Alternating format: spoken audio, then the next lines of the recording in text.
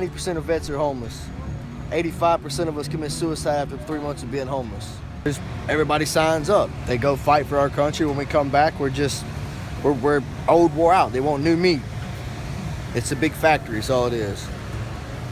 You train us to kill, kill, kill. When you send us over here and we get in trouble for going off on somebody, then you're like, why'd you do this? Well, that's what I was trained to do.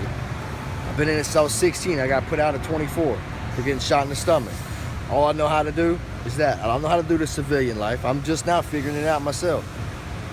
Like a newborn baby, just thrown out in the street. I am from Minneapolis, Minnesota.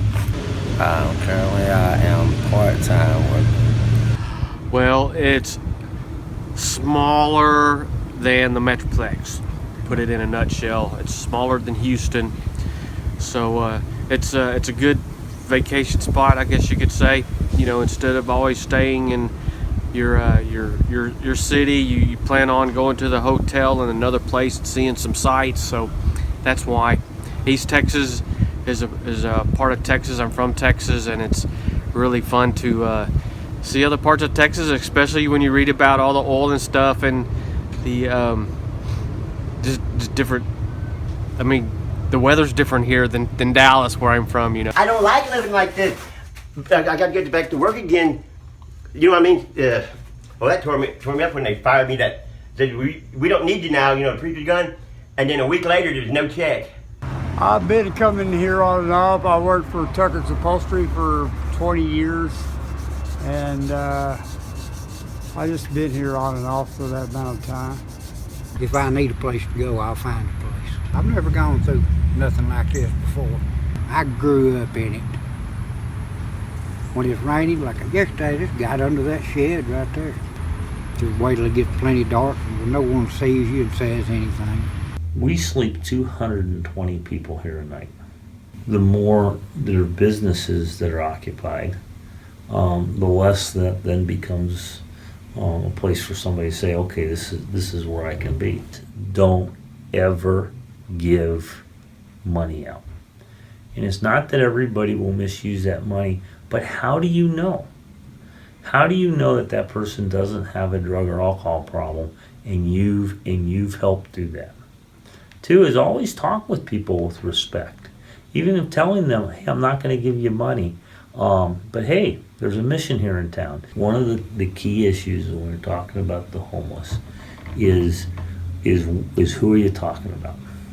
And the biggest challenge is the mentally ill homeless. They don't know they have a problem. They don't know that they have a need. And we pretty much have moved to the point where they're not going to get into services because they don't have a payer source.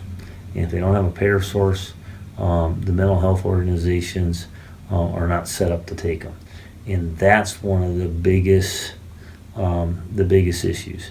Then you've got folks that are out there panhandling.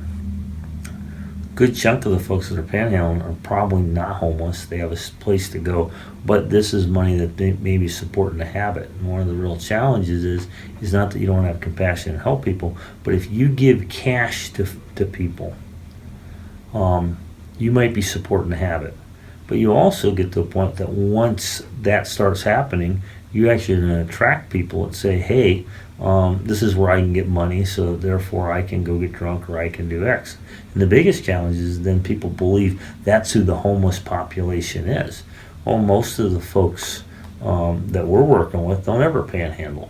They're in here working jobs and so on. In the Longview, I was homeless when I first come to Longview, and I met Reverend Jermaine over here at the Newgate.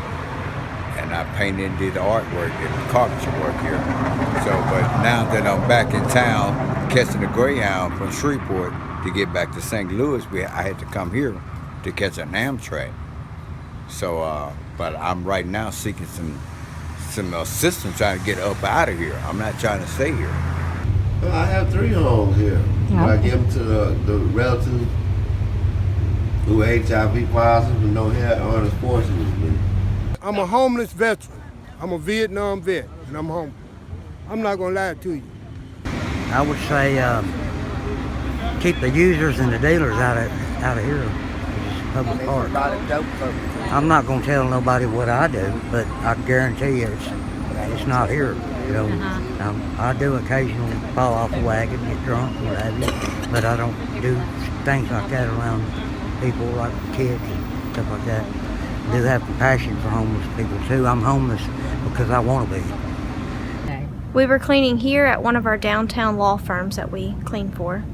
I had left the door unlocked for the two females that worked for me to come in and help me with my cleaning, and as I left the door unlocked, I had a man come in and proceed his way into the law firm that is not ours. We just strictly clean there, and continued to tell me how he needed a place to rest, how he needed a place to put his feet up for the night, how he was homeless, how he'd had a bad strand of luck. My husband was here, he was in the back, and he heard it, and he came up front and spoke with the gentleman and sent him on his way. About 6 years ago, I wanted to use my talent to help others, like other unfortunate. So I had this idea to go and teach art, and it's like a healing opportunity. So I went and talked to Newgate, and it was kind of hard at first because the people there, like they have to trust you. It took me a long time to get their trust and be friends with them.